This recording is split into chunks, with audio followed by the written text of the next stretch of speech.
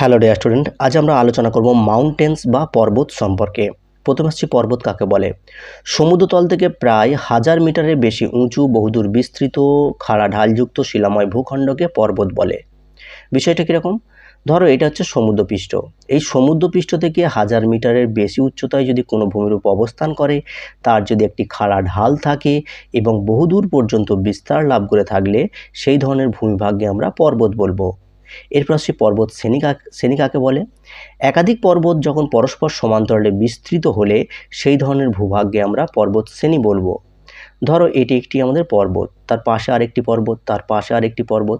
এই পর্বতগুলো যখন পরপর অবস্থান করবে সেই ধরনের ভূভাগকে আমরা পর্বত শ্রেণী বলবো। ওকে, সমগ্র ভূভাগের 27% অধিকার করে আছে আমাদের এই পর্বত। মানে আমরা যদি পৃথিবীকে 100% ধরি, তার 27% অধিকার করে কে আছে? পর্বত অধিকার করে আছে। এরপর আসছি পর্বত শৃঙ্খল বা কর্ডিলেরা কি। এটা খুব ইম্পর্টেন্ট ফ্রেন্ডস, মনে রেখো। কোনো একটি অঞ্চল থেকে অনেকগুলি পর্বত শ্রেণী বিভিন্ন দিকে প্রসারিত হলে তাকে পর্বত শৃঙ্খল বলা হয়। বিষয়টা কীরকম? ধরো এটি একটি নির্দিষ্ট অঞ্চল। এই অঞ্চল থেকে দেখো ফ্রেন্ডস, বিভিন্ন দিকে কী হচ্ছে? পর্বত শ্রেণীগুলি বিস্তার লাভ করেছে। এর ফলে যে ভূমিরূপটা আমরা দেখতে পাবো সেটি হচ্ছে কি? পর্বত শৃঙ্খল বা কর্ডিলেরা। ওকে, তাহলে কর্ডিলেরা কি? কর্ডিলেরা হচ্ছে কি একটি নির্দিষ্ট অঞ্চল থেকে যখন অনেক পর্বত শ্রেণী বিভিন্ন দিকে বিস্তার লাভ করবে, এর ফলে যে ভূমিরূপযুক্ত অঞ্চল গড়ে উঠবে সেটাই হচ্ছে কর্ডিলেরা।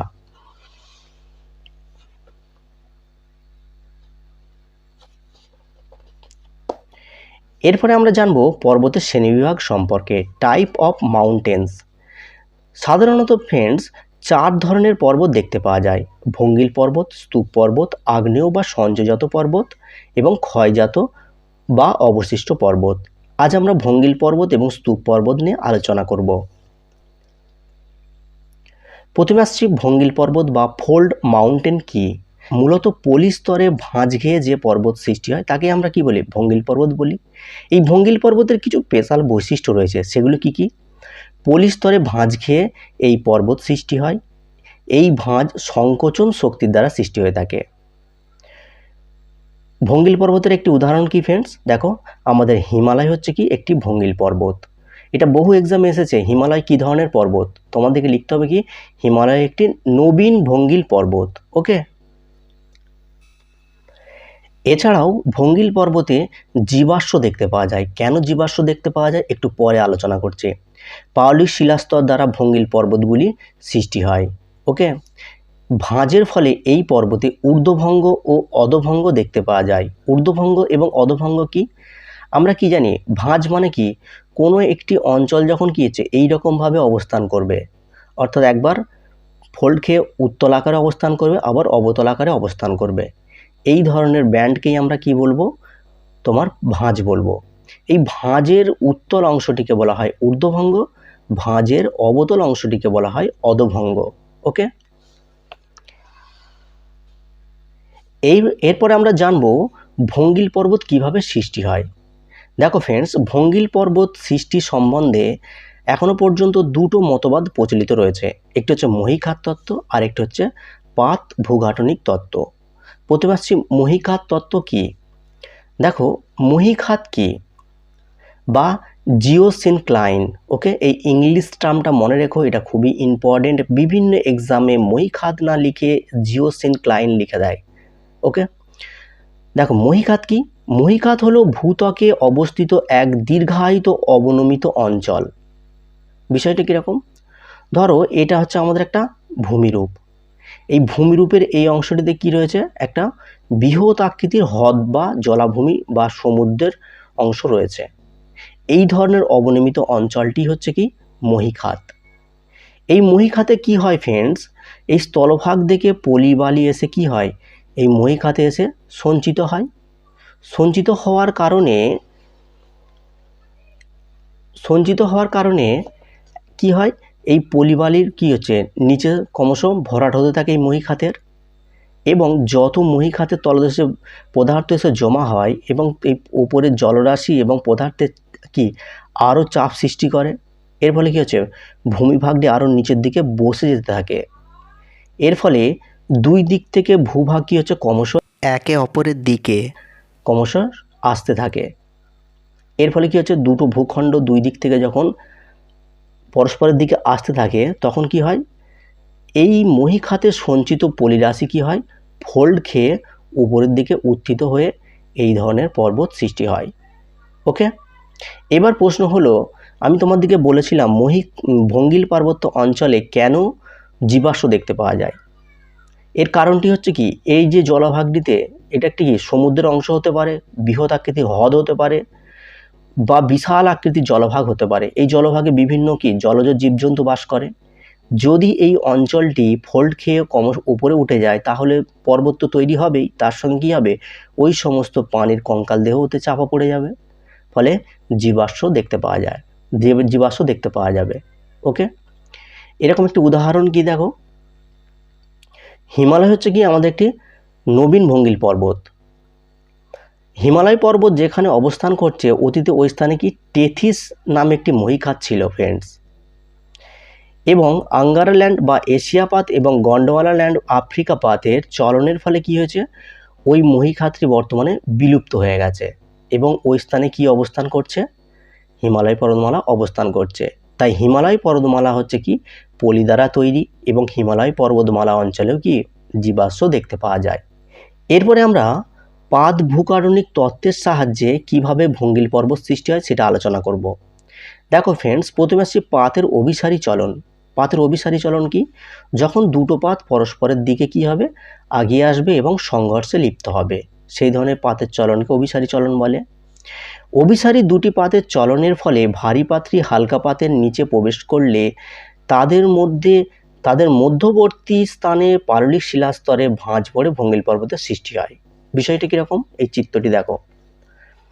ধরো এটি হচ্ছে কি আমাদের সামুদ্রিক পাত, এটি হচ্ছে আমাদের কি মহাদেশীয় পাত। আমরা কি জানি, সামুদ্রিক পাতের ঘনত্ব বেশি এবং সেটা ভারী। যত কি হবে, এই মহাদেশীয় পাতের দিকে আগাতে থাকবে, সামুদ্রিক পাত কি হবে, একসময় এই মহাদেশীয় পাতের নিচে প্রবেশ করবে এবং এদের উপরে যে পলিরাশিগুলো কি হবে, ভাঁজ গিয়ে ক্রমশ ফোল্ড হয়ে উপরে উঠে যাবে। এর ফলে যে পর্বত সৃষ্টি হবে সেটাই কি ভঙ্গিল পর্বত। এরপরে আমরা আলোচনা করব সিম্পল ফোল্ড মাউন্টেন সম্পর্কে। আমরা কি জানি, শিলাস্তরে ভাঁজ গিয়ে ভঙ্গিল পর্বত তৈরি হয়। সেই ভাঁজটা কি এই রকমভাবেও তৈরি হতে পারে, আবার এই রকমভাবেও তৈরি হতে পারে। ভাঁজগুলোর ভিত্তিতে আবার ভঙ্গিল পর্বতগুলোকে বিভিন্ন ভাগে ভাগ করা হয়েছে, সিম্পল ফোল্ড মাউন্টেন এবং complex fold mountain. Simple fold mountain কাকে বলে, যে ভঙ্গিল পর্বতে ঊর্ধ্বভঙ্গ ও অধোভঙ্গ খুব ভালোভাবে বিকাশ লাভ করেছে এবং তরঙ্গের আকারে ভাঁজগুলি অবস্থান করছে, সেই ধরনের ভঙ্গিল পর্বতকে আমরা কি বলবো, সিম্পল ফোল্ড মাউন্টেন বলবো। দেখো এর ঊর্ধ্বভঙ্গ এবং অধোভঙ্গগুলি খুবই সুস্পষ্ট। ওকে, পরিষ্কারভাবে বোঝা যাচ্ছে এই ধরনের কি হচ্ছে, মানে ভাঁজযুক্ত ভঙ্গিল পর্বতকে সিম্পল ফোল্ড মাউন্টেন বলা হয়।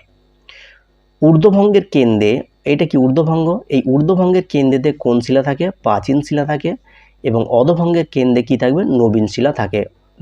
এই অঞ্চলে নবীন শিলা থাকবে, এই অঞ্চলে কি থাকবে, প্রাচীন শিলা অবস্থান করবে। এরপরে আমরা আলোচনা করব কমপ্লেক্স ফোল্ড মাউন্টেন সম্পর্কে। দেখো ফ্রেন্ডস, এক্ষেত্রে ঊর্ধ্বভঙ্গ এবং অধোভঙ্গগুলি সুস্পষ্ট নয়, মানে পরিষ্কারভাবে বোঝা যাবে না। যেরকম সিম্পল ফোল্ড মাউন্টেনে আমরা কি দেখেছিলাম, ঊর্ধ্বভঙ্গ অধোভঙ্গগুলো কি দেখো খুব সুন্দরভাবে বোঝা যাচ্ছে, কিন্তু এক্ষেত্রে দেখো ঊর্ধ্বভঙ্গ অধোভঙ্গগুলো কি হচ্ছে, একে অপরের গায়ের উপরে চেপে আছে বা কোথাও বিচ্ছিন্ন হয়ে গেছে, মানে সুস্পষ্ট নয়। ওকে, ঊর্ধ্বভঙ্গ অধোভঙ্গগুলি কি হচ্ছে, স্থায়িত অবস্থাও থাকতে পারে। এই ধরনের কমপ্লেক্স ফোল্ড মাউন্টেনের একটি উদাহরণ হচ্ছে কি আমাদের হিমালয় পর্বতমালা। এরপর আসছি ন্যাপ কি, অতি বৃহদাকার শায়িত ভাঁজ যার দুইটি বাহু হচ্ছে কি অনুভূমিক, তাকে ন্যাপ বলে। এই ভাঁজের একটি বাহু অন্য বাহু থেকে বিচ্ছিন্ন হয়ে কয়েকশো কিমি দূরে অবস্থান করে। বিষয়টি কীরকম, দেখো যখন কোনো ভাঁজ এই রকমভাবে অবস্থান করবে এবং হচ্ছে কি এর একটি অংশ কি হচ্ছে এরকমভাবে বিচ্ছিন্ন হয়ে থাকবে, অর্থাৎ কি এই অংশটি কি হচ্ছে বিচ্ছিন্ন অবস্থায় রয়েছে এবং একে অপরের গায়ের উপরে চেপে আছে। এই ধরনের ভূগাঠনিক গঠনকে কি বলবো? ন্যাপ বলবো। এটা খুবই ইম্পর্টেন্ট ফ্রেন্ডস, মনে রেখো।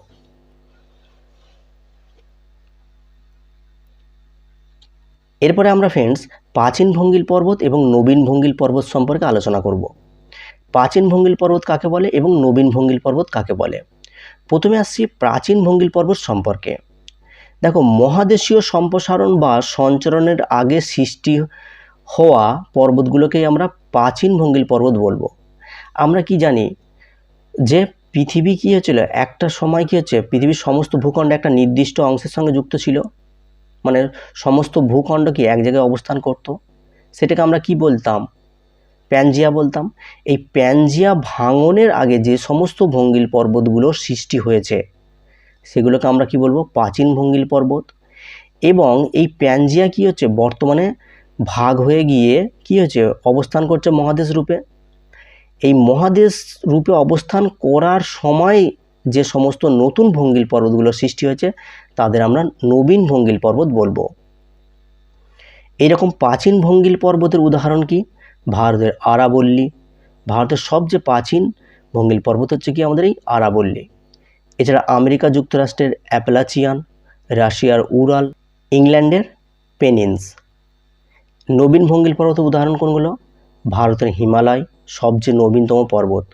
ওকে, ইউরোপের আলপাস, উত্তর আমেরিকার রকি, দক্ষিণ আমেরিকার আন্দিজ।